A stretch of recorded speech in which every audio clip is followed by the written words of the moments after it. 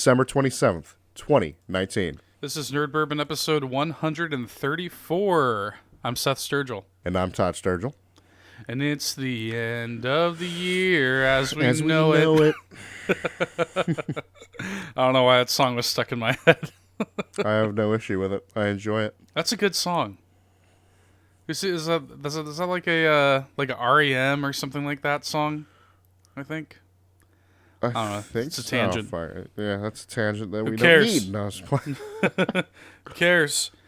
Todd, how are you feeling? You getting over that sickness a little bit? You got a little bit of a cold? It's still a little bit there. I actually, because of how I felt today, I actually only worked my they cut my hours at work, so they got me on a 5-hour shift. I'm gonna tell you right now, I took advantage of it.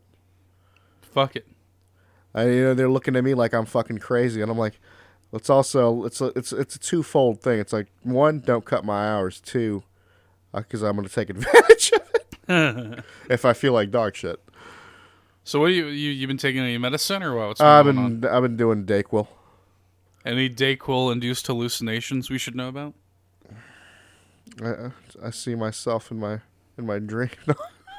Maybe this entire scenario is a hallucination. That's real shit.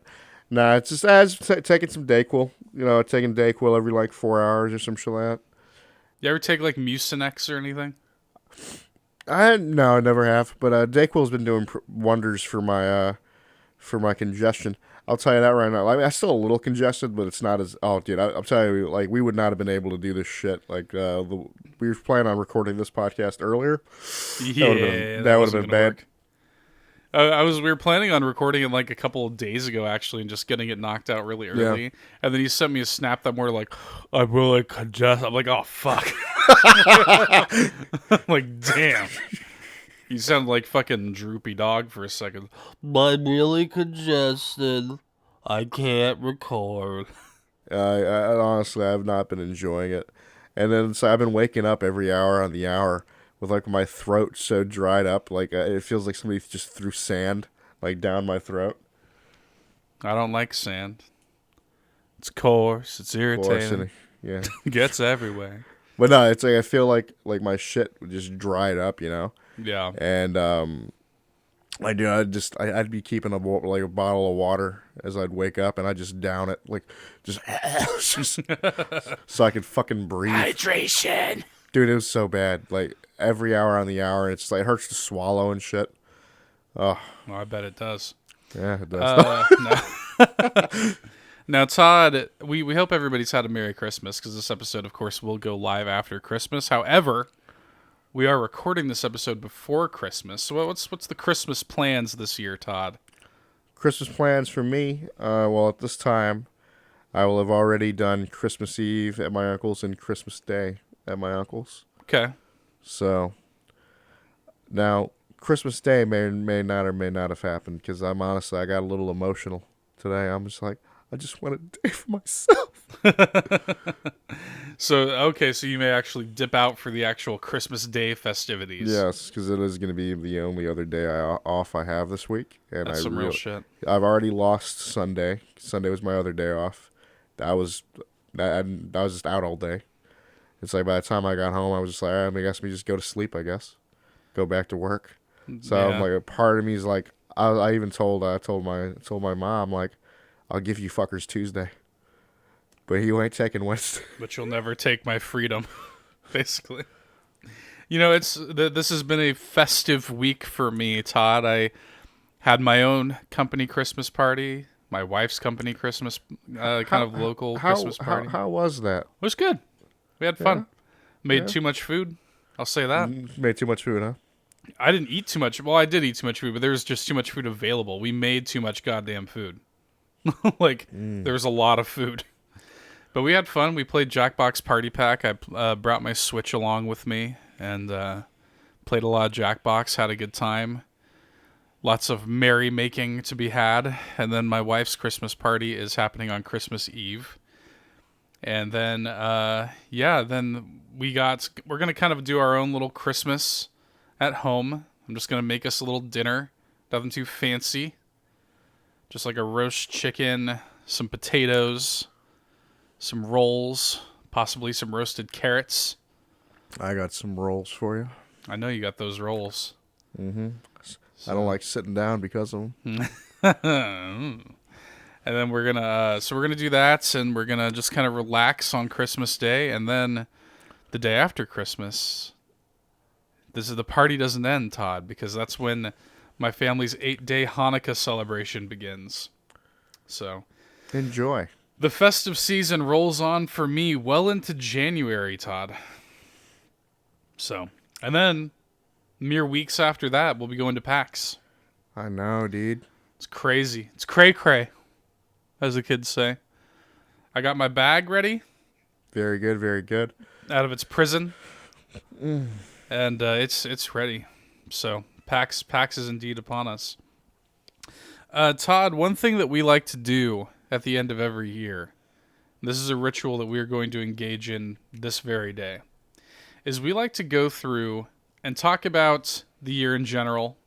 We like to feel self-important, talk about our favorite games of the past year, and look to the future at our most anticipated games of the year following.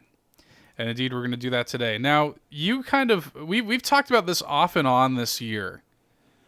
This has been a weird year for video games. Mm-hmm. Kind of a weak year, you might say, for video games. This is one of those weird in-between years where it's like right before a new console cycle. So it's kind of like one of those years where it's like, all right, we're gearing up for like PS5 and Xbox Series S and all of this. And so we're kind of getting the scraps. You know what I mean? Not a whole lot. Especially for you, because you actually, when I asked you to create a top 10, you actually were like, yeah, no, I don't think I can even do a top 10. But here's the thing. I could technically stretch out to a top 10, but I don't feel the games that would be on there deserve any recognition. Damn. It's like, I played 10 games this year, but I only want to shout out so many. Yep. So, in the spirit of that, you said, hey, like, is it cool if I do a top 5 instead? And I said, you know what? We'll do a top 5. I will follow suit with the top 5 of my own. And you know what, though? I feel like there's going to be a little bit of shared DNA between our top 5s, but because we're only doing a top 5, I think there is also more of a chance that our top 5 is going to be a little bit different. Oh, yeah, definitely. Like, I know for sure 3 of my 5 games are not going to be on your list. Mm-hmm. So I think there's gonna be some uniqueness between our top 5s, and I think that's gonna be good. So we'll get into that, and then just like I did last year, I don't know if you guys listened to our end of the year episode last year. I asked Todd, and I did the same thing, to create a top 10 most anticipated games, or not even a top 10 really. It could go beyond top 10, but basically make a list of most anticipated games for 2020. And so I basically combined our 2 lists and used some math to create an overall most anticipated list. We'll get into that at the end of the show.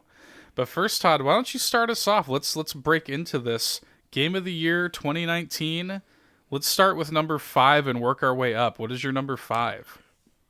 The only battle royale that I've ever enjoyed. Ah. Yeah, Apex Legends. You know, it's so easy to forget that this game came out this year. For me, I don't know why. It feels like it came out like last year. Mm-hmm. And it came out this year. Was it, what, February?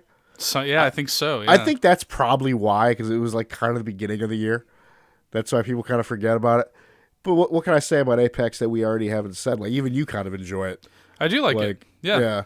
When it comes to battle royales, my relationship with battle royales, it's never been like, I've never been the biggest fan of it. Like, I've played essentially all of them for the most part. Well, it's at least like the main ones, like the heavy hitters. I mean, the PUBGs, I mean, even the Call of Duties, Blackout, or whatever. Yeah, it's even then, like, the one that I have genuinely enjoyed, I can do it, like, I loved actually when they brought solos, was Apex. I mean, maybe that stems from the fact that I already love Titanfall and Titanfall 2, and I just love the way the game actually plays. But everything that they've done with this game. Like, come on, it's the best battle royale for me. So, I think the game is steadily getting better. oh, Which is it's cool. definitely getting better. I feel like they're trying to. I think the sweet spot is how they handle like the rewards, because I think they're still. They want some money for that shit. Yeah, I mean they could That definitely need to- restructure that. They need to definitely. I think that's like should be their next thing to kind of restructure that, because I'll be honest with you. I'll tell you right now, I don't play it as much as other people do, but I still enjoy it. And I will tell you this right now: I will more than likely spend money when they have the Octane heirloom melee weapon. I will spend money. So they did recently restructure the way they deliver the Apex packs or whatever. Yes, I think it was like with every level up or some shit. It's every level up until you hit like level I think 50. Yeah, because I And actually So when I jumped on after that, I jumped on before that patch. I had like 28. I had like about 30 of them just chilling. Right. It's retroactive. So yeah, they definitely awarded you retroactive Apex packs. Yeah, So. but here's the thing. You want to know how dog shit the rewards are? How many legendaries do you think I got out of 30? 0. Yeah, I mean, it's better than that. I at least got 3. But Yeah, that's something. it's something. But I was like, damn, 3 for 30? Fuck. But I think that the differentiating factor with Apex 2 is that like the actual gameplay loop is so fun that like Yeah. I have very little, and I haven't played the game nearly as much as you or my wife has, but like I still feel totally like I still have a good time. No, In I have spite a of good that. time in that game when I'm getting my ass whooped. It's a fun Like game. I don't. Yeah, that's another thing. When I go into battle royales, like I don't expect to win. Right. Like I might win maybe 1 out of 10 games. That's not really you probably not that bad, but you know it's that whole thing where like I don't go in expecting to win. Winning is a plus to me because I just have fun, kind of scrounging around, getting loot and shit. You know, building myself up to have the chance to win. But shit, half the time we win, I've won. It's like I just got lucky, and I just happened to get the drop on some people. and it's just so funny when you consider how much of a risk this game was for Oh, EA. yeah.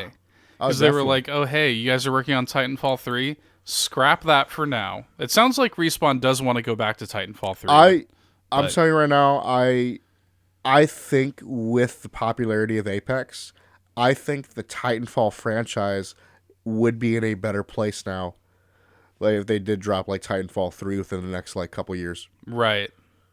Well, it'd be interesting to have a little bit of synergy. It was like, hey, if you like Apex, Titanfall's multiplayer is crazier.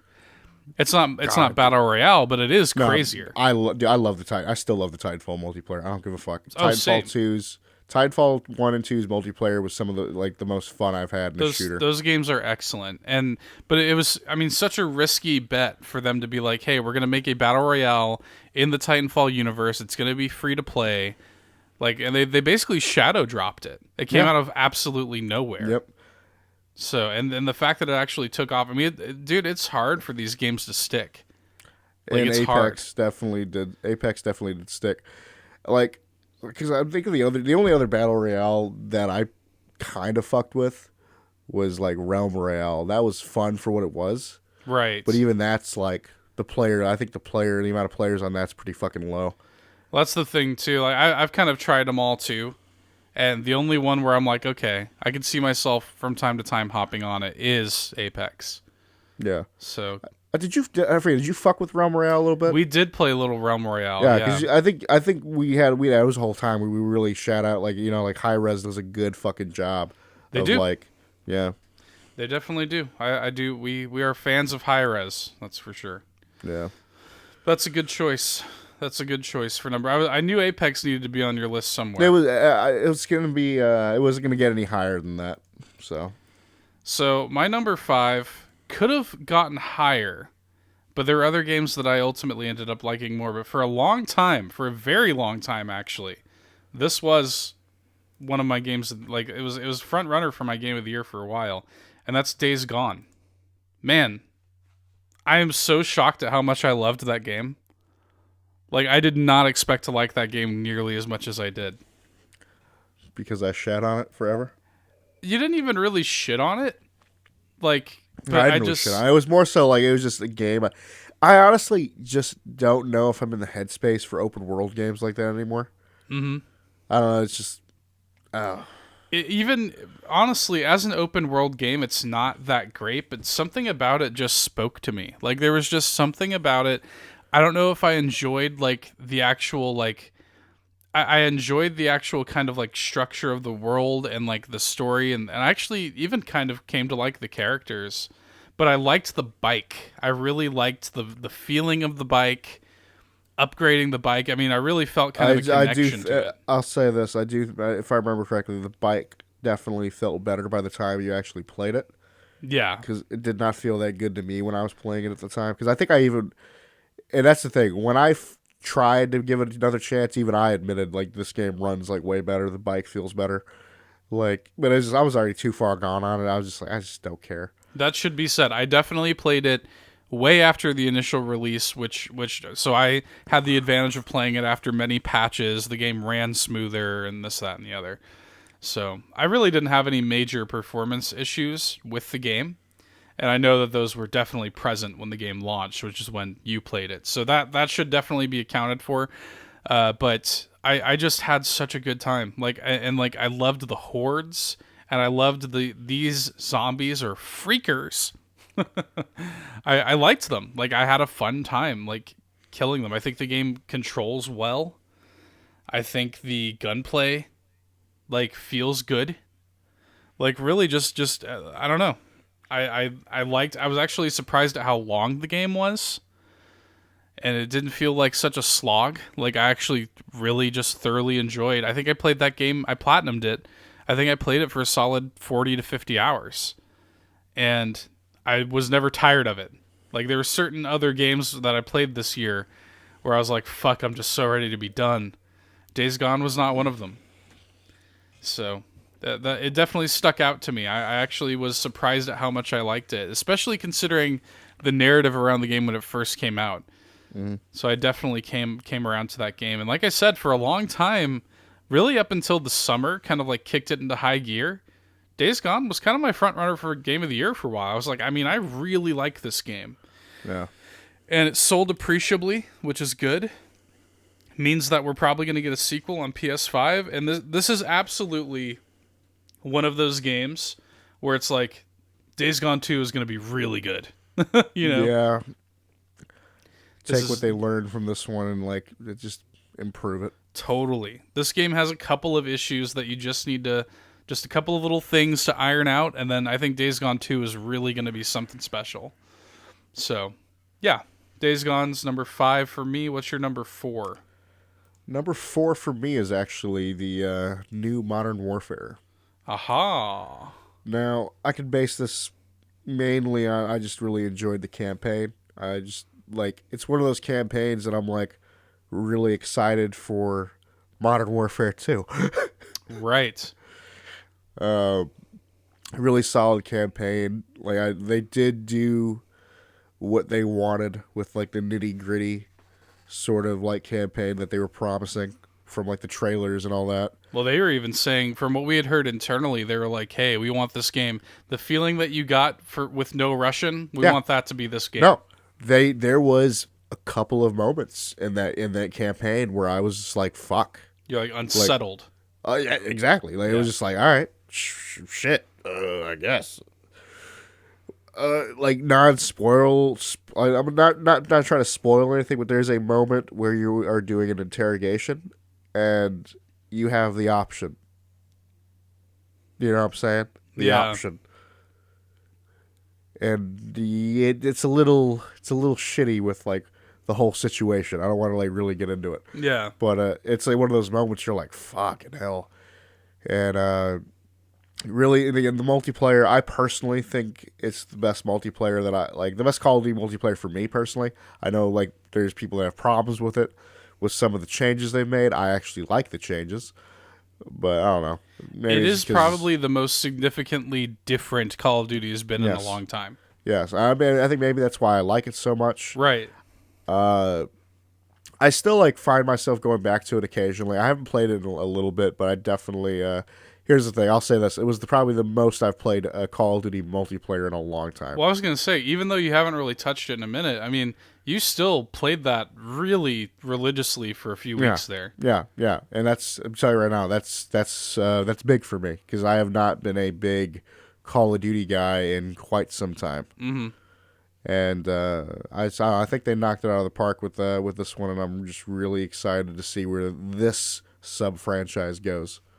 Well, and then considering that they're going to be doing like free updates consistently and stuff, I mean, there's going to be a reason for you to get back into it.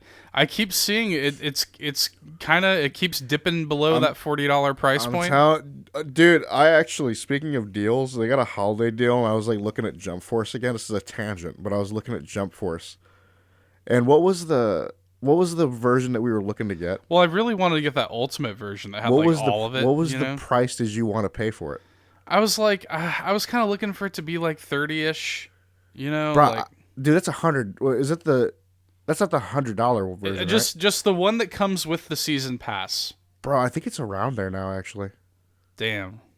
I think it is around there because it's at least in the $40 range. Why must these deals always happen when I have no fucking money? Dude, I swear to God, I was looking at the holiday deal. I need to double check it once we get off this recording. But I'm telling you, I was looking at it. Well, here's the deal. So I know for a fact though that Death Stranding is like right around 40. Oh God. Digitally, and I'm like, I really want to play that. And then I also happen to know that Call of Duty is right under 40. And I'm like, God damn it. I really want to play some Call of Duty with you. I'm like, God damn it. I'm like, these fucking, it has to happen when I'm broke. It always has to be this way. And it's like, these are the games. I'm like, I could easily stand to drop like $200 on the fucking PSN store right now. Oh, I swear. I don't know. We'll see. Maybe maybe some gift cards will float my way for the holidays. We'll see. Maybe I'll get lucky. I don't know. But we'll see. But yeah, I don't know. I definitely want to play that game. We had fun playing the beta, that gunfight beta. Yeah, the 2v2s. That was a lot of fun. I could definitely see that being a thing if I do end up getting that game eventually. But yeah, solid pick. I'm definitely looking forward to playing it at some point. My number 4 is a little game called Katana Zero. I talked about this. That was another game that was like you were talking about. It was going to be possibly your game of the year. Yeah, it was again for a long time, and I ultimately put it above Days Gone just because this was a toss-up for me. My top 5 was really hard to nail down, but Katana Zero is just like this short, sweet indie game that just has the most fluid, badass gameplay. Like it just that game is stuck with me. That was another one that came out like early this year. I just keep thinking back to it. I'm like, God, that was a great game.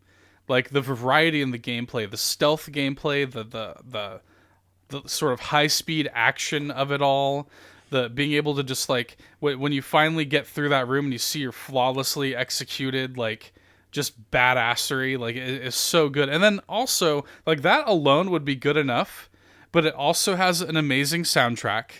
It also has gorgeous pixel art, and it also has kind of a compelling story, like a shockingly compelling story that actually has some really cool little moments of like player choice. And I really can't recommend that game enough. If you have a Switch, I think it's only on Switch and PC. But if you have either of those two platforms, Katana Zero is so worth it. It'll take you probably about 3 or 4 hours to beat the whole thing. It's short, but goddamn, it is so good. And I think it costs like $10. It's really, really good. It absolutely deserves to be in my top 5.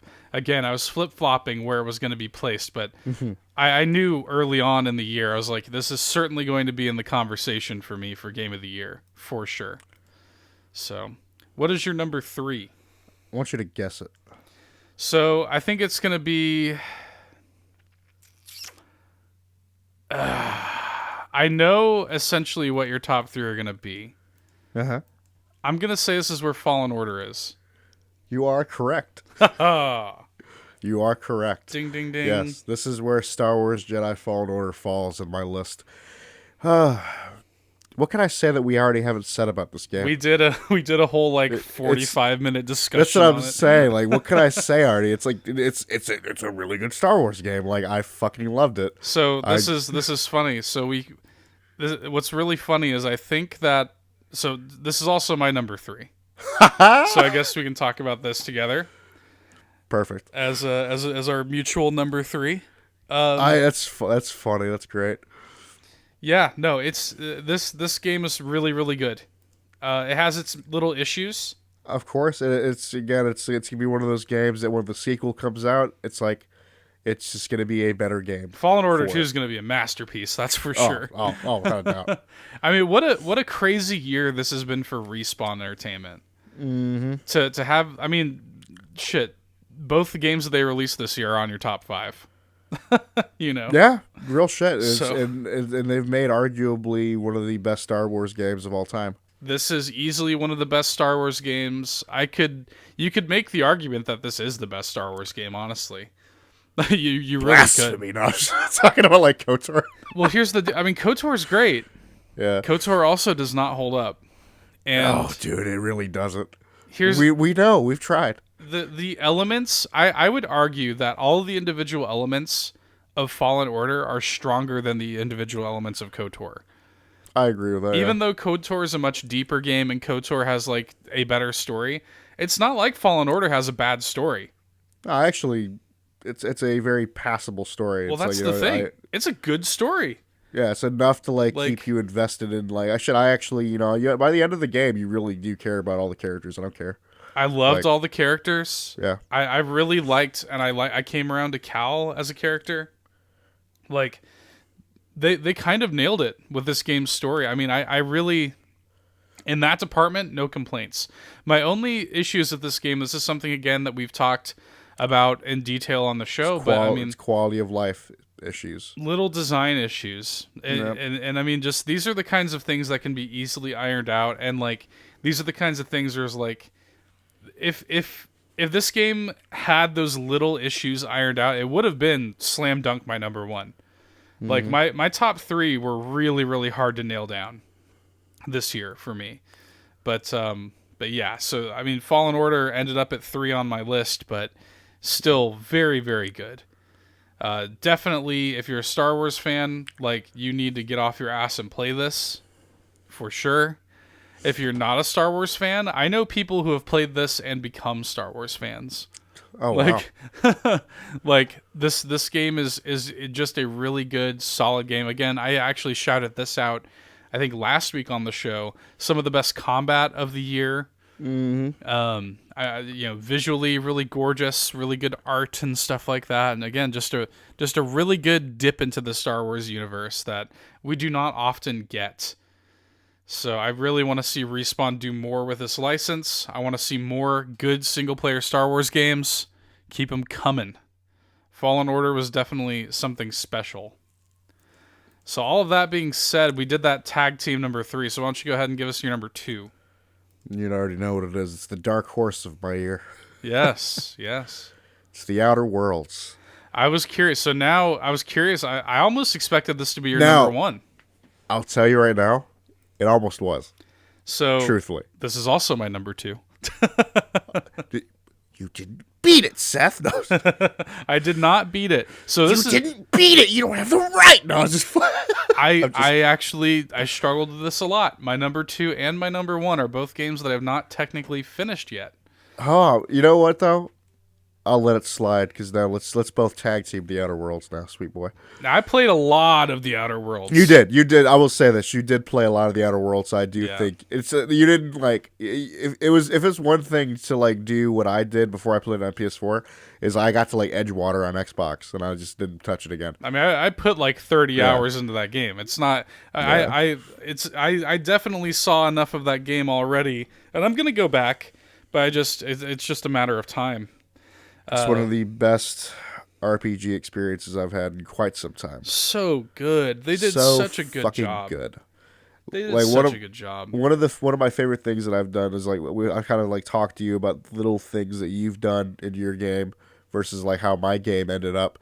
and it's interesting. It's interesting to see like what like the different choices do to that game, and it's one of those games that I do want to revisit myself and play it in a completely different way. Every conversation that I've had with, so like I'm talking with you about it, and talking with Dan about it, and talking with one of my coworkers, Josh, about it, like all of us have had totally different experiences. Exactly, and I think that's what makes the Outer Worlds so special. Like we're sitting, I'll be sitting there talking with Josh about like a mission where you had to go into like the cyst pig area or whatever, and he was like, oh yeah, I had to do this or that, and I had to like get past this robot or whatever. I'm like, dude, I snuck in through like this hidden passageway under a waterfall, and like did all this crazy shit, you know. Now I did that. I did what you just did there. Yeah. It just didn't work out. It just didn't work out, huh? I killed them all. Oh God. I snuck in through the secret passageway, and you end up in like the shit basically with the actual cyst pigs. Yeah. No, I was there. I did it. I administered medicine to them, which was cool. That's what I should have did, but then something happened. Oh God. Something foul. But it was just so funny. I proceeded to just sneak through the entire area, and I just hacked that dude's PC, and boom, quest done. I did some hacking, all right. Oh God. I hacked the computers. You hacked the limbs. Dude, it was bad, dude. Jesus. Dude, I was just fucking brutalizing them. I'm like, I'm sorry. Bro, they had no idea I was ever in there. Like, they had an idea. I systematically ruined that man's career, and I systematically ruined something. It was just we have it's the duality of men here. No. But then Josh did something totally different. Like he had a completely different tack to it. Yeah. So it was just, I don't know, it was just really interesting. And by the way, what we're talking about, this is just one side quest. Yeah, one side quest. Yeah. Like that is the amount of options and player choice on display here. I mean, this really does stand toe to toe. I said this when I first talked about the game. This is what Fallout 4 should have been. Like, technical misgivings aside, whatever you want to say. Can I say something? There's one thing that Tyler told me. He thinks Fallout 4 is better. I completely disagree with that. As do I. But again, it's his opinion. But I mean, again, I respect that opinion, but that opinion is wrong. But just for me, I'm like, this is what I wanted out of Fallout 4 and didn't get. Basically. Yep. This is the kind of like deep Obsidian RPG. Yeah, this is the Fallout New Vegas 2 that I wanted. So good. Like so good. They did such a good job, and everything it does, I mean, all the side characters are great, like all the companions. Every single companion I love. I love them to death. And that's not always the case. Even in even in BioWare games, even in like Mass Effect, there's some companions you just don't end up giving a shit about. Yeah, but I actually enjoy every single one of the companions. I did all the companion quests. Like, you get their little bit of backstory through it all, and I just enjoy every single one of them. They just nailed it on basically all fronts. If this game just had more of a budget, it would have really been perfect. I would love to see if this game had a little more money behind it. I swear. Yeah, because you can definitely tell. I mean, this is kind of a AA game, as it were.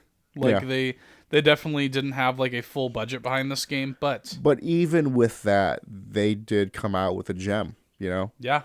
It's an unpolished gem, but it is a gem. It just goes to show that you don't need glitz and glamour, and you don't need to be Bethesda. Again, this is what I keep saying. I've said this ad nauseum on this show. Bethesda has no excuse anymore. And games like The Outer Worlds, you can add The Outer Worlds to the pile of games that are giving Bethesda a run for their money. And out Bethesda-ing Bethesda, you know. The Outer Worlds absolutely does that. So yeah, how funny that our number 3 and our number 2 are shared. I'm kind of not surprised by that. Then you already know what my number 1 is. So at this point, I know what yours is. Go. What's your number 1? Cue the music. They fucking add the music in. This is the final Monster Hunter. My number 1 is technically an expansion, but in a way it's a new game. Oh, dude, this is another game, basically. Yeah. This is Monster Hunter World Iceborne, and shit, I'm still playing it. It had to be your game of the year. What can I say about this expansion? It just completely revitalized my love for Monster Hunter World. Like, I stopped playing it until like for like couple like from what would you say, about a couple months, like 4 months? Yeah, I mean, If not longer. Like, it could have been longer. You definitely like dipped in and out. And then when Iceborne came out, man, I went balls to the wall with it. Stopped a little bit. I'd occasionally jump in the updates. Now I'm right now. That's all it's the only thing I think about playing. Mm-hmm. It's like I want to go home and hunt some monsters. Well, Todd, what's your clock at now? You don't want to know. It's actually not. It's not as high as you think. Is it? Let me just throw out a number. Is it above or below 700? Oh, it's above that. The way you wrote that off is so gross. Oh, it's 700. Pathetic. It's above that. I'll say this: it's above 800, but below 900. Fuck. Todd, I think, and I'm in a position to know, that 800 hours is a lot of goddamn hours. Fuck. Yeah. No, I mean that game definitely that game it's definitely my world. It shook your world. Oh, it's you know what it is? It is exactly what I want. It's kind of what it fits my lifestyle, where it's like I want to do boss fights, and that's it at the moment. Like, just do a quick boss fight, essentially. That is certainly what Monster Hunter is, yeah. Man, it's just, I mean, it's just where I am, and just like with with work and whatnot. It's just like really, it's what comforts me. It's so funny when you consider that, like, I mean, think back to pre-Monster Hunter World, where it's like, okay, I've like dabbled in this Monster Hunter game or that Monster Hunter game and thought they were fine. And then like World comes out and it's like, oh, hey, it's one of your favorite franchises now. Here's my thing. I could never go back and play the older ones now, because it's just I enjoy the quality of life improvements with World. But they've got you on the hook now. Oh yeah, I'm definitely on the fucking hook. Like any newer a game comes out and they got to keep the quality of life shit that they've done with World. I'm not fucking making goddamn pickaxes. Fuck you. Or like whetstones. Well, Fuck you. There's no going back now. I mean, especially when you consider how well this game did for Capcom. Oh, it's at this point, it's keep pouring it out with World. Keep doing these these high definition models, these resolute, they're bringing in these older monsters, Mm-hmm. And it's everybody. That's the whole thing. Everybody cried about with World is like, oh, there was just only 12 monsters. But I'm like, motherfucker, there's creatures that are getting especially returning ones, completely getting like their models updated. You know, it's not like the old games where they just let me just import these, like boom, boom, boom. Like, they just use the same assets and shit. It's not like that. And I don't know, I just think they've done a phenomenal job, like, with all the holiday events they've done, the collaboration events. Like, they've really knocked it out of the park with Monster Hunter World and Monster Hunter World Iceborne. And shit, I'll be playing it until fucking next gen. Fuck you saying. Like, until the day you die. I'm just kidding. That's shit. Dude, I'll be honest. Like, it's like, give me Monster Hunter World 2 or shit. I don't care. Honestly, I don't even in my world. Don't even fucking make a new one. Just keep updating this. I was actually going to ask, have they set up their are they just kind of done with the idea of like a big expansion now after Iceborne? I don't know the deal. Like, I'm waiting. I'm trying to remember what was going on with the last developer diary. Yeah, the last developer diary that came out was essentially them talking about Safi Jiva and shit like that, which is a pretty big. Yeah, that's the thing, is they release these meaty updates. Yeah, they got these meaty little updates. They're kind of like adding in a new mini weapon expansions. Yeah, and that's the thing. Like, you get like new monsters. I think technically, from what I know, we're supposed to get at least 2 more monsters. Mm. I think that's the deal. We're supposed to get at least 2 more monsters, And after that, I don't know what's the plan. Like, are they just planning on, moving on to another game? Is another game already in development? Or I have to imagine. I mean, you got to think about it. Monster Hunter World. Maybe I'm wrong about this, but I want to say it is Capcom's best-selling game of all time. I think it actually is. And I mean, you got to consider that game came out in early 2018, I think. Well, that's the thing. This game really as popular as Monster Hunter already was in a way. This game put it more into the mainstream. Yeah. By the way, the game is less than a month away from being 2 years old. Yeah, Already. and it's the thing. It was this game put Monster Hunter in the mainstream for a lot of people because it's more accessible. Because not a lot of people play handheld. Right. And, a lot of people prefer to just do, console gaming. And that's something I always said is like, I really like what I've played of Monster Hunter, but I don't like playing on my handheld a lot of the times. Put this shit on console, I'll be there. Iceborne alone exceeded 2.5 million sales in its first week of release. Bro. So, yeah, the game did pretty well. I would love to see you fucking go back to the shit, but you're so far gone. It's hilarious. It's too much. Can I describe what it would be like? It would be where I am in that game. To you, it's similar to another thing that we've done. Is in Bloodborne. When I was fighting Amygdala, and you just saw me just kind of just chilling, just kind of just Some not real really shit. giving a fuck. I couldn't do that now. I'd be a dog shit ass motherfucker. But it'd be in that mentality of like, I used to be so fucking. I'm rusty as fuck in that game. That's the thing I'll say this about. Dark Souls is not hard. It's just getting.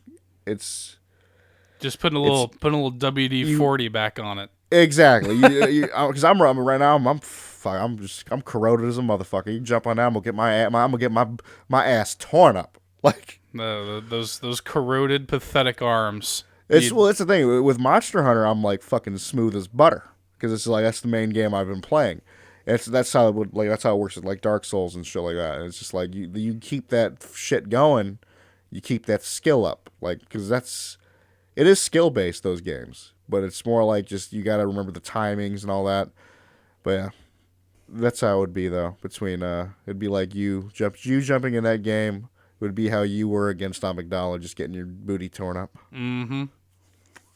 Absolutely. I already know this. I would love to play it again with you though, because it'd be funny.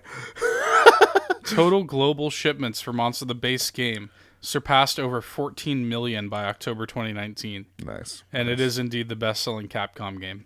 Yeah, it's So, they know what they have now. They know that is the future of Monster Hunter. yep. As much as like some of the elitists of the franchise will like talk shit about it, it's like, guys, they got to go where the money's going. So I imagine that the next Monster Hunter is probably in development for next-gen systems at this point. We're 2 years in. I mean, some work has got to be moving. I will fucking be there, and I will be there like day one. Like now that I know where this game is gone, like come on. It's funny is going into it now. I have a better like headspace for like builds and whatnot. So like I know exactly like how I would play the next like the like Monster Hunter World 2 or whatever they call it. Right. But yeah, that's my number one. Loved it. It's great. Enjoy that last. By the way, it better have the music this entire time. No, just Just on loop. So my number one might come as a bit of a shock. It certainly surprised me. I did not expect to love this game. Just fall head over heels of this game from like just everything about it. I think fires on all cylinders. It's the third installment of a franchise I really love, Borderlands 3.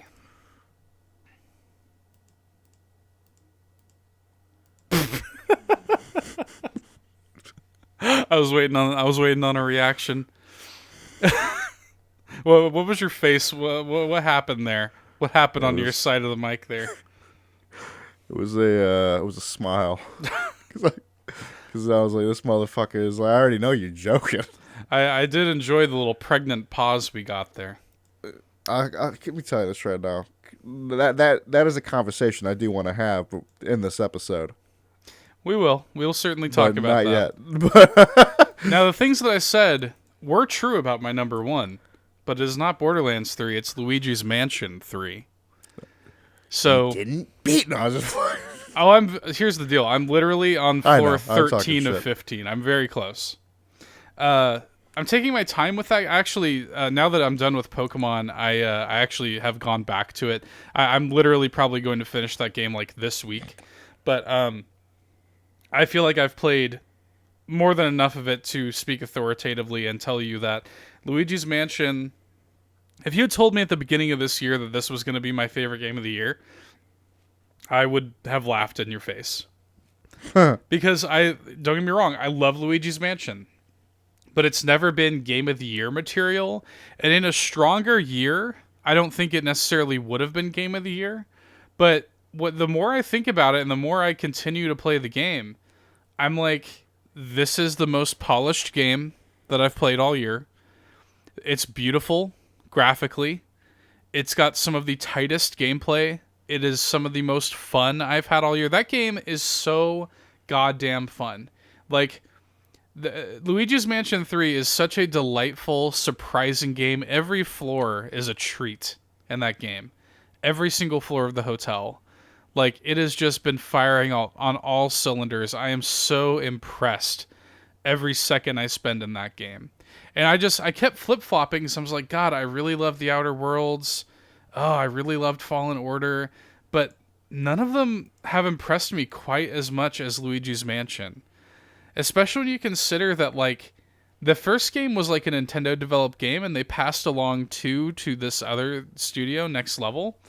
Mm-hmm. And, I mean, these guys have just, like, they have got such an understanding of this franchise now that I'm just like, Luigi's Mansion is in, like, just good hands. Just let these guys do what they do. Like, the animations are so top tier that, like, I'm just like, you can give these guys the rights to make a Luigi movie and it would be phenomenal. Like, these guys get Luigi, you know what I mean? And it plays phenomenally on the Switch, both in handheld and in docked. The game runs as smooth as butter. I mean, I have no real complaints about the game. This is the only game this year where I can't see, with Fallen Order and with The Outer Worlds, I'm like, yeah, these games are amazing, but, you know what I mean? Luigi's Mansion has no buts. Like, this game is just great. That's how I feel about Iceborne. So yeah, there is no downside to the game. Like, I really, really, really love it.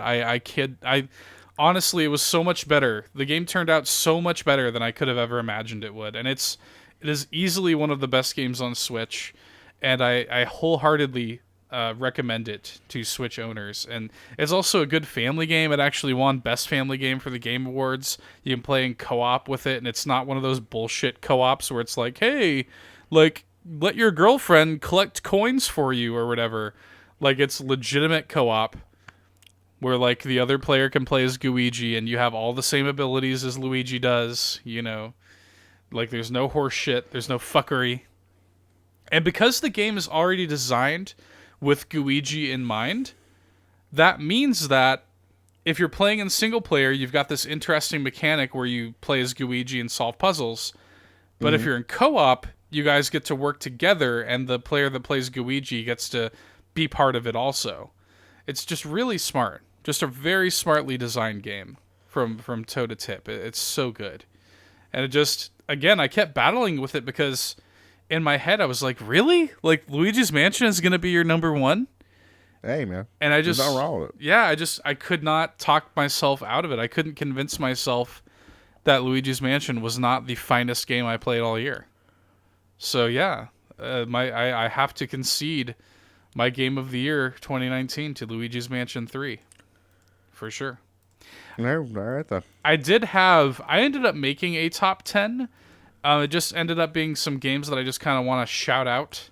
I don't know if there's any games that didn't... Are there any games that didn't quite make your list that you wanted to give a little bit of love to? Again, they will not get love. You didn't have anything that just, like, you would have included it if you could have? Not to my knowledge. Devil May Cry 5, maybe. I see. That's, like, the one that just came to mind, like, right now. I did have a lot of fun with that game. I want to shout out a couple things here because the things that would have been in a top 10 had I done one. I want to shout out Pokemon Sword. Yeah, I could have saw Shield being on there. Really hell of good it. game. I mean, I feel like I've kind of talked about it a lot on the main show, so I don't really want to beat that horse to death. But I mean, I spent like fucking 70 plus hours. I completed the Pokedex. Like, I really like that game a lot. It was my obsession for a little bit. Kingdom Hearts 3 is another one that I want to shout out. That's a game that I like less and less the more and more time passes. But it's still very impressive that game existed at all, and it was even half as satisfying as it was. I really... It's so weird. That game exists in like a fever dream fugue state for me. Because I'm like, holy shit. Earlier this year, not only did Kingdom Hearts 3 actually factually existed, and it was real, but I played it for like 90 hours and platinumed it. Mm-hmm. And I almost have no recollection of even doing that. Like, it's so odd. But yeah, no, Kingdom Hearts 3 was real. It existed, and I had a good time with it. I wanted to shout out Grindstone. What really good mobile match. No, I can't call it a match 3. It's more like a match infinite puzzle game. Really, really good. Wish it wasn't on Apple Arcade. Wish I could just buy it outright and just have it. Because goddamn, that game is like one of the best mobile games ever made. Want to shout out Gato Roboto. Really fun indie Metroidvania that I had a lot of fun with earlier this year. And it's actually like one of the most solidly made Metroidvanias I've ever played. That's a really cheap indie game that you can pick up for like a song on Switch, PC. I think it's on the other consoles too. And another game just finally that I wanted to shout out is Untitled Goose Game. That game is so good. so funny. Like, my wife and I played through that. She like watched me and we kind of played through that game together. And just goddamn, that game is excellent. And it deserves every bit of recognition it's getting. So, just a few honorable mentions there, Todd. Is there anything you want to shout out as being the most disappointing thing of 2019? All right, well, let's get into this. This is what I've been waiting for. But I think our heads went to the same place. No, the most disappointing is Borderlands 3 for me. Yeah. Yeah. So I'm going to start this whole thing. I want to say this right now. There was a couple games, to me, that should have been just fucking home runs. Yeah. Home fucking runs for me personally.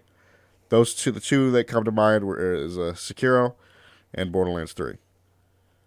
Now, the main one I want to talk about is Borderlands 3, because Sekiro just ended up again, the deviations from what I enjoy from Souls games didn't have it, and it was enough to put me off the game. As simple as that. With Sekiro, it was more so like, okay, like you and I are going in two different directions.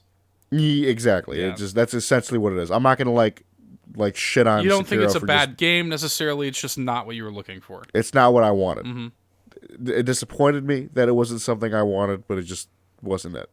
It was. It's not it. It's me. Right. But now Borderlands 3 though.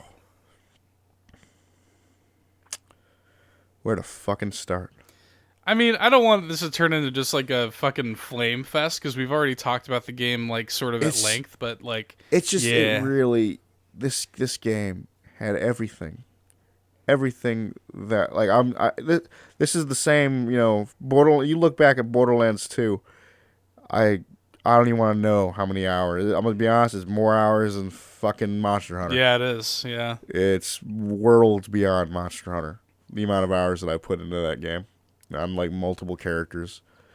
I have such a love for Borderlands 2. So going into Borderlands 3, I put too much trust. Well, here's the thing. Borderlands 3 didn't have to do much. It didn't. Like, it did not have to do much to win you over. It basically just needed to be like a slightly improved version of Borderlands 2. And it was not. And just it was not that. The issues that I have with that game are so major. So it would have been I could have maybe overlooked the performance issues that the game for some reason still has. Yeah, we even tried playing it recently. Months after launch, it somehow still has significant performance issues. Now, they have patched it, they have improved it, but it is still there. Right. It's still such a broken game, and it's in such a broken state that I'm like, I feel like this game could have came out dead ass like next year. It could have came out in like 2020. Shall we describe? So we jump on the game. We're like, okay, let's give Borderlands a shot. It's been a few months. We jump on the game. We go into the Circle of Slaughter or whatever the fuck it was that we were doing. And there should be a way. If that's just like a design choice or something. I don't think it was. But, I think it was a glitched scenario. So Seth dies, and he is essentially outside the Circle of Slaughter. So I'm sitting there. I'm like, so what? Do I have to finish this wave? I finished the wave. You finish the wave, nothing. And nothing happens. And I'm like, bro, I'm not trying to finish this whole fucking round. That's not happening. That's bullshit. Because honestly, the amount of enemies that they're sending out in this Circle of Slaughter was fucking asinine. Like, it was just like, I'm not doing this by my fucking self. Like, could I easily do it? Yeah, but that's not fun to me. Like, I wanted to do that with you, and that didn't work out. So yeah, no, it was just one of those things where I was like, yeah, fuck this game, and then like but I could forgive things like that. Despite of how prevalent they are, despite of how major they were, I could forgive it if the story was good. The story was so. But it is also somehow the worst story of the trilogy, or really, I guess the 4 games. It's somehow the worst story. It's fun. What's funny is I still think probably the best one is actually pre-sequel. Yeah. I think pre-sequel genuinely has the best story. Not the best to replay, but is the best, like, probably first playable, like, just first. And it's like just a solid run.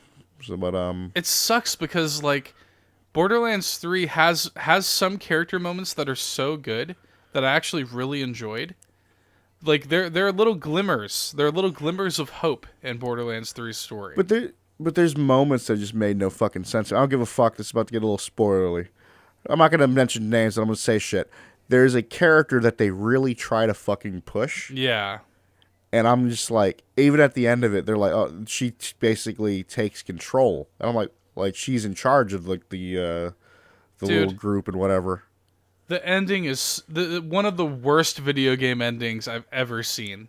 It's so bad. But do you know what I'm saying? Like, why the fuck did she get control when you already have, like, bro? They pushed all the characters that I wanted to see more of to the fucking side, or killed them, yeah, or killed them. Like, I'm like, motherfucker, what am I doing? Watching The Last Jedi? Oh God, I'll never forget when we finished that game. I'll never forget that. Dude, either will I, because it was the funniest shit to me. I'll never forget how bad that was. This man right here legitimately screamed into a pillow. I had such a, like, it entered my body and my body rejected it. That's basically what happened. It was, this girl is on fire. Like it was like one of those things where just like my mind was absorbing it and my brain like my brain rejected it and said no, fuck you, no, this is not, no. And I just couldn't. I had to like exert energy in some way, like a fucking, like a turbine engine. Like, yes. It had to go somewhere. So I grabbed my nearest couch pillow and I could do nothing but just scream into it. It was so bad. But there was like moments, like there was characters that I did like, like newer characters, and yeah, they die. I'm like, oh, okay. Yeah. It's like there was so much potential for Borderlands 3 for me to enjoy it. Well, what sucks is the gameplay is excellent. No, the gameplay is easily the best of the series. The mantle, the slides, the fucking I do like some of the new, like, way, the whole anointed stuff. That stuff's really cool. The anointed stuff's cool. The way that they handle the way loot is divided in instances now is so good. There's no more ninjaing. But like all the positives do not outweigh the cons of that game to me. And like to the point where the fucking expansion is out right now. Yeah. And I have no fucking interest. Right. Whatsoever. And by the way, it should say something that. What do they do? First expansion. Can we get Handsome Jack back in here? Save the day. You know how they do it, by the way? Well, how? It's the doppelganger from pre-sequel, Okay. which I do respect. I do respect that. That's something. It's yeah. Anyway, enough negativity, Todd. Let us move on and look forward. Enough looking back, Todd. Let's look forward a little bit, shall we? Let us begin. So, yeah, I mentioned this kind of at the beginning of the show. What I did was Todd and I got a top 10 most anticipated games of 2020. The ones we're looking the most forward to. Now, parameters for this are a little bit weird. Some of these do not have defined release dates. We just kind of assume they're coming in 2020. We've been given no reason to believe otherwise. So, before I hear you scoff, before I hear you say, ugh, that game's not coming in 2020, just fuck you. We had to base it on something. I swear. The most anticipated games of the near future, basically. We each had a list. I used some basic arithmetic, and I compiled a master list. So in total, our list has got 13 games. And this is going to be interesting for you because you actually do not know what the combined list looks like. I don't at all. So I'm curious. So I will go from number 13 here to number 1. Most anticipated Nerd Bourbon 2020. And I will break down for you where they fell in each of our lists. So, number 13, Halo Infinite. This has 1 point because it was number 1. It was number 10 for me, so it had 1 point from me. Here's the thing. That basically was like, if I went past 10, it would have been on my list. This would have been like your number 11, essentially. Basically. So so basically the way this works is each of them has a point value assigned to them. So my number 1 on our list had a 10, number 2 had a 9, and then going down to number 10 has a 1, right? And basically I just combined the two numbers, and that's how we get our master list. So yeah, I mean, Halo Infinite, we do know it is coming in 2020. It is launching day and date in holiday 2020 with the Xbox Series X, and I mean, look, I really like the Halo series. I'm really excited to see where they're going with this. It's one of those things. It's certainly going. Even if worse comes to worse, it'll at least be something fun to play in co-op. Yep. So, and it'll at least be a spectacle. I'm sure the game is going to showcase that system's power really, really well. And I'm looking forward to having a really good, solid launch game on day 1 for Xbox Series X. Real shit. So, yeah. This is another thing that was only on my list. This is number 12, Final Fantasy VII Remake with 2 points. Of course it was going to only be on your list. Yeah, because you don't care about Final Fantasy. Everything that I've seen from this game, so this got 2 points from me. Everything that I've seen from this game looks phenomenal. It actually just continues to look better and better than I expected it to. So this game comes out in March, which is unfortunate because there's a lot of games coming out in March. But it's certainly something I'm going to be playing. I cannot wait to see what they do with this. Number 11 is Doom Eternal with 3 points. It got all of those points from you. It was not on my list. So, yeah. What can I say? I want to kill some demons. I want to rip and tear. That's essentially the deal. I love the fuck out of Doom 2016. I want some more. So this is the situation basically where this would have been like my number 11, essentially. Yeah, can't wait. Certainly cannot wait to get some Doom in my life. Again, it's coming out in March. Like, what the fuck? March is a dangerous month. And not only is it coming out in March, it's coming out the very day that Animal Crossing is coming out. Like, you motherfuckers. That's another game that would have been like right there technically for me. Oh, it'll come up in a bit. Don't you worry. I know. Number 10, Neo 2, which has 5 points that it got from Todd. Yeah. Todd, what's going on with Neo 2? I fucking love the alpha. That's right. It got me really, really excited for it. Like, again, I enjoyed I enjoyed Neo 1. Put a lot of time into that game. And it's basically like, the loot system is pretty like Diablo based. a little bit, a little more looty, right. a little more of a loot-based system. That's a But good point. I do like the things that they're doing with the with Neo 2, the sequel. I love the whole like you can actually kind of go into a yokai form. Really looking forward to like diving deep into that game, and actually you actually create a character in this one, unlike Right. the first one where you play as William. I'm hyped. I'm hyped for it. I was sad that I actually just shit didn't work out, and I definitely did kind of like just slept on the beta when it was little beta that was like happened like, I think a couple weeks ago. Neo 2, I believe, by the way, is another March game. Oh god damn it! So it's just like fuck your wallet in March, essentially. Yeah. Number 9. This is one that we have a little shared interest on. Psychonauts 2. Yeah. This got 7 points in total. It got 5 from me. It got 2 from you. Yeah. So Psychonauts 2, man, this is a game that we have both had backed for like what 2 years now, if not longer. I actually backed it. I backed it too.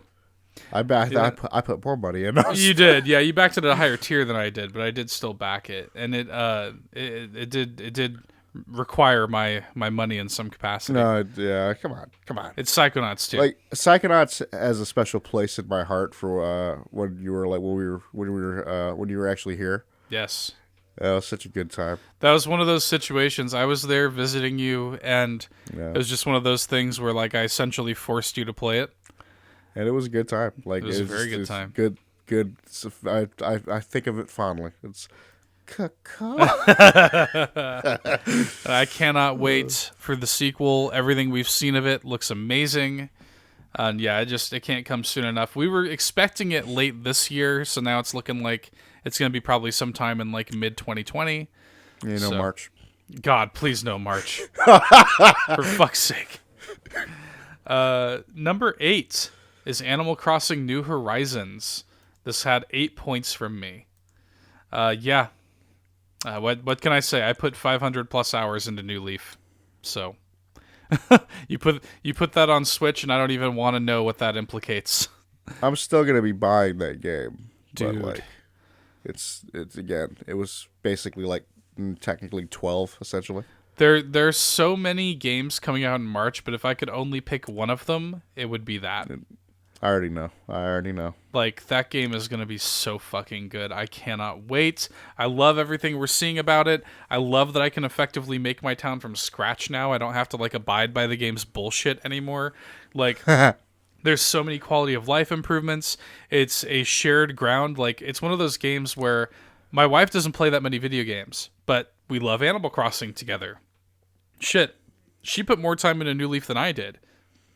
We each put, between the two of us, we probably put like 1,200 hours into Animal Crossing New Leaf. Nice. So the fact that like I'm going to get her own Switch, we're going to be able to play in co-op. I'm going to be able to go to your island. You're going to be able to go to mine. And we're just going to be able to have like a jolly little fucking cute island time together. It's going to be great.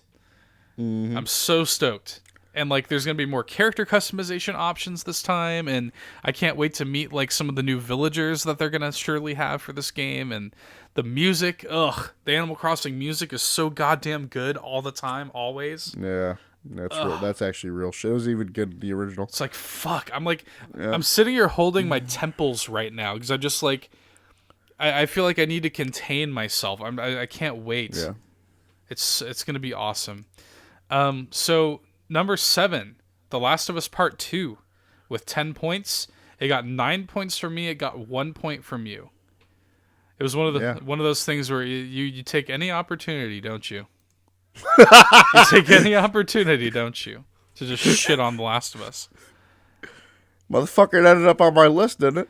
Yeah, but I feel like you did it out of spite. Like it hurts more to have it at the bottom of your list than to not have it on your list, you know? Like that's almost worse. I'm looking forward to it. Slightly. I can't wait.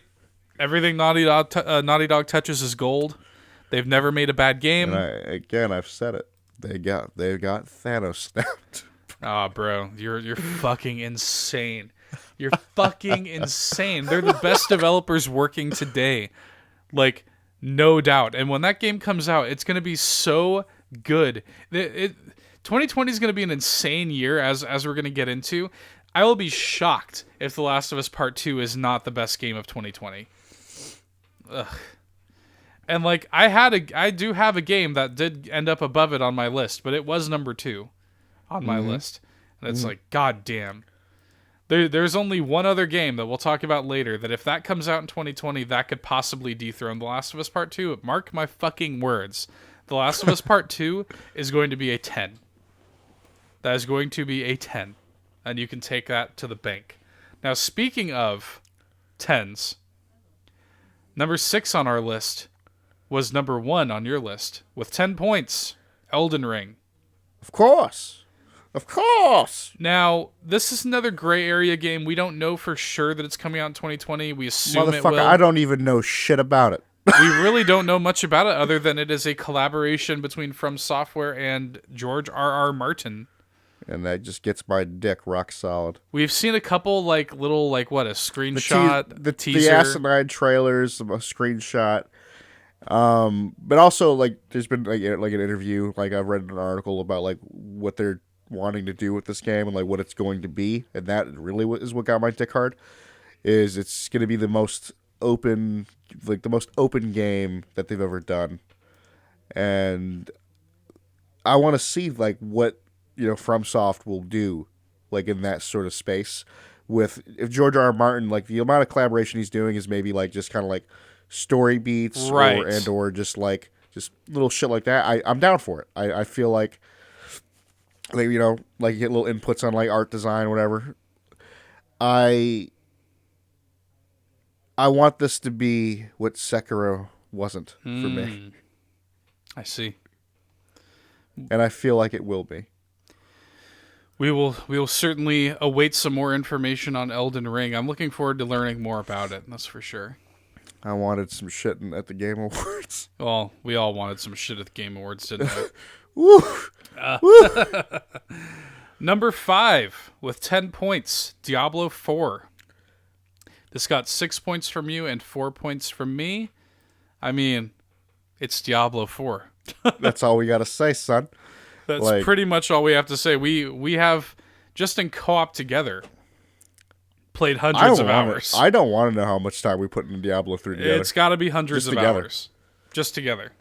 And I want to know how much time I put into it alone. So, I mean, Diablo 4 is surely going to be something that dominates our existence. Yeah, I'm not ready. I think I said that recently. I'm like, you ready for that? Are you truly ready for that to be the only thing that we play for a good long time? Yeah, there's another game where it's just if both of these games come out in 2020, it's looking like it's going to be a good co-op year for us. Mm-hmm. So, yeah. Diablo 4, of course. That's got to be on the list. Number 4 with 11 points, Ghost of Tsushima. Yeah. This got 8 points from you, 3 points from me. Man, does that game look good. Yeah, I do think that game will be my big last hurrah on PS4. And I think that's where it's going to fall. I think it's just going to be my big last hurrah on the PS4. Mm-hmm. Yeah, it seems that way. And I'm just let's fucking go. Everything I've seen about that game, it just gets me moist. It looks awesome. It looks so good.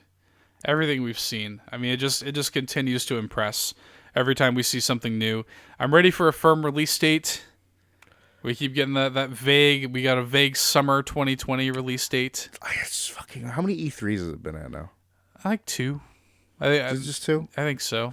Feels longer. It feels like it's been a long gestation period, but I think really the reason it feels like it's been a while is because we haven't really seen or heard from Sucker Punch in a while. Yeah, that's probably what it is. So honestly. They released Infamous Second Son in 2014, and First Light came out I think in 2015 or 16 maybe. It's been bare minimum. It's been 3 years since we've seen anything from Sucker Punch. So it's time, and this looks like it's going to be. Dude, Second Son came out in 2014. I think so. Shit. Yeah. Shit. Mm-hmm. It was pretty close after the PS4's launch. It was not at launch, but it was launch window, I remember. So, yeah. And then First Light, I think, came out maybe a year or two after. So, Yeah, apparently it came out in the same year. Holy shit, are you serious? Yeah, so I still see 2014 for it. If that's the case, then yeah, then Dude, yeah, Martin, dude, yeah, it was March 21st for the base game. hmm Then First Light came out on August 26th. holy shit, I didn't realize it was that quick. Well, and yeah, by the time this game comes out, it will be over 6 years since we've seen a Sucker Punch game. So yeah, we're certainly waiting with bated breath. It's time. Yeah. I'm ready for a new Sucker Punch game. Speaking of co-op, tying back into that co-op, number 3, Dying Light 2, with 11 points. This got 7 points from me and 4 points from you. I can't wait for this game, dude. I remember that. I remember when we first saw the trailer for it. I was just like, "Fuck, this looks good." Well, and like, again, the only real issue I had with the first game was the story. And you're telling me you're getting Chris Avellone to handle the story, and like the narrative beats are actually going to impact like the outcome of the game's world. Oh, yeah. We kind of they were trying to like showcase that with the with the trailer that we got. I'm like, yeah. to let's hear go. to hear them tell it, Dying Light 2 is going to be like a proper RPG ass RPG, and you've got Ex Obsidian talent handling the story. And then it's also like I think that it looks like they're really going to go more in depth. I think the parkour looks smoother. It was already really good. Yeah, it just looks smoother, and I'm like, all right, legit. And like we Like- had such a blast playing Dying Light 1 in Oh, co-op. That was honestly to this day one of my favorite co-op experiences with you. It was so good, and like just improving upon that with a better story, with a more immersive world, with like smoother parkour and stuff. I mean, I'm so on board. Like that all I'm there. I'm there day one. that essentially. Like, let's just go. that titillates me in ways. I'm titillated. Number 2. This could have easily been number 1. Cyberpunk 2077 with 15 All right. points. I was wondering where this was gonna fall. So this got 9 points from you, 6 points from me. This game, I need this game now. Fuck. Single player game, but goddamn, this game is going to be so magnificent. I can't wait. That's like I need Keanu Reeves in my life. I'm just so excited. This game comes out in April, and like, I love how everything is staying the fuck away from it. Like, this game is going to be a juggernaut. Like, I feel like this game, honestly, if they stick the landing with this game, The Witcher 3 was a massive success, right? Oh yeah. This game's going to be bigger than The Witcher 3. Like, if they stick the landing with this, it looks so good. It's funny as I've gotten so close to like diving into The Witcher 3, and I just like I know you too. Just watch the Netflix series and be done with it. Are we hearing good things about that? I do hear good things about it, actually. I think my dad was watching it today. I do want to watch it. I kind of want to watch it together. Yeah, sure. Please check it out at some point. Find the time. Yeah, we'll find the time to squeeze that in. I do want to watch it. But yeah, Cyberpunk, I mean, what more can I say? It looks excellent. Has looked excellent for years now. And yeah, April. Oh, well, shit. At this point, I'll wait another year. You know what I'm saying? I don't care. I just want to play it. Yeah. Well, yeah, honestly, it's like what I love about CD Projekt Red's approach to all of their games is they're like, it's done when it's done. They have never been the type to like give early release dates when they were not comfortable. They're not beholden to publishers or anything like that. They're so cool with the way they release their DLC and stuff and the way they support their games. I mean, this, in other words, when you buy a game from CD Projekt Red, it is a stamp of quality. Can I tell you something? Like, I'm scared. I'm kind of like scared of this game. Just how it's going to consume you. Just like I know how massive, like Witcher 3 is. Yes. And that's what terrifies me. This game is, you know what? It's going to be really meta because the whole thing about this game is like, are you going to be more machine than human, all the augments? And I feel like that's going to be a real life allegory for how I'm going to be playing the game. Am I more machine than human in real life? Because I can't take my hands off the controller.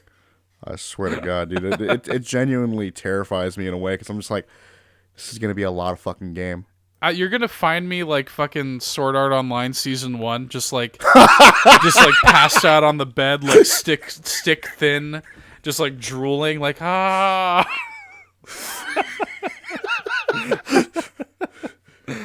Well, it's like at least that point we've like both lost some weight, right? Yeah, hey, that's what it takes. Get healthy. Yeah, healthy indeed. So number 1, this is a big point of contention, perhaps, because again, there's no solid release date. But if this game comes out in 2020, hold the presses, Todd. Because number 1 with 17 points is The Legend of Zelda: Breath of the Wild 2. This got 10 points from me. This was my number 1. And this got 7 points from you. Again, we don't know for sure that this is coming in 2020. I sort of am predicting that it's either going to be a late 2020 thing. This really, honestly, this depends on Nintendo's strategy. Because I really feel like you're either going to see in late 2020, you're either going to see Switch Pro and Breath of the Wild 2, or you're going to see them wait for that until spring 2021. But I can't discount having this game on the list just because of that. So, I mean, what can I say? This is a sequel to one of my favorite games of all time. Like, fuck you mean. If this game comes out in 2020, like this is probably going to be my game of the year in the given year that it comes out. I mean, I'm sorry. Yep. It seems like a boring way to end it, but like Breath of the Wild is such a magnificent game that you and I both spent a lot of time with and both love dearly. I mean, the sequel to that is exciting on its own. And then when you sit there, the more we dissect that trailer, the more we look at that trailer and think about the implications, the more exciting it is. And I can't wait to hear more about it very soon. I'm just rock solid for that game, Todd. Rock fucking solid. And I do think it's entirely possible that this game could come out in 2020 because, I mean, they're very clearly utilizing the same engine. Yeah, it's the same engine, so it's like same assets probably for the most part, other than like anything new. Legitimately new. I honestly think that this is going to be like the Majora's Mask of this game. That's kind of. I feel like we had a feeling like something like that was going to happen, anyways.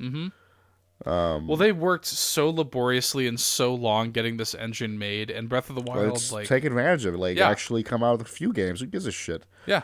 Like, fuck. I'm okay with it. Actually, I'm very okay with it.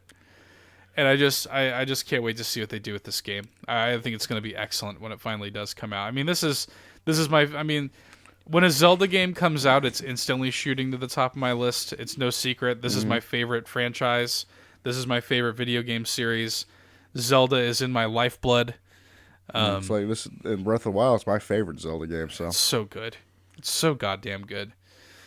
So yeah, Breath of the Wild 2 is officially Nerd Bourbon's most anticipated game of 2020. So that's the way the cookie crumbled on that. Would you like a breakdown, just real quick, of the way our lists shook out? Sure, why not? So your list was number 10, Last of Us Part 2, number 9, Psychonauts 2, number 8, Doom Eternal, number 7, Dying Light 2, number 6, Neo 2, number 5, Diablo 4, number 4, Breath of the Wild 2, number 3, Ghost of Tsushima, number 2, Cyberpunk 2077, number 1, Elden Ring. My top 10 was number 10, Halo Infinite, number 9, Final Fantasy VII Remake, number 8, Ghost of Tsushima, number 7, Diablo 4, number 6, Psychonauts 2, number 5, Cyberpunk 2077, number 4, Dying Light 2, number 3, Animal Crossing New Horizons, number 2, The Last of Us Part 2, and number 1, Breath of the Wild 2. So that was both of our lists, and combining with our powers combined, Breath of the Wild 2 is our most anticipated. So that's the way the cookie crumbled, Todd, for 2019. Looking forward to 2020. So that and that indeed is all I've got to wrap up 2019, to put a little bow on it. Do you have anything you want to sound out the year with? I'm just hoping I don't fuck up on the year next episode. Oh, that's some real shit. I hope you know we're not re-recording it if you do. Oh, fuck. Anyway, with that being said, we'll see you next year. Don't you hate it when people say that shit? See you next year. It's like, fuck you. God damn it. Especially when you see them like on December 31st. It's like, go fuck yourself. Anyway, see you next year. Get fucking dunked on. Bye. See ya. Hey there, thanks for checking out another fantastic Nerd Bourbon video. If you like what you saw and you want to see more, be sure to go ahead and subscribe, leave us a like, drop us a nice comment, or I guess a mean one if that's your prerogative. But until next time, get dunked on.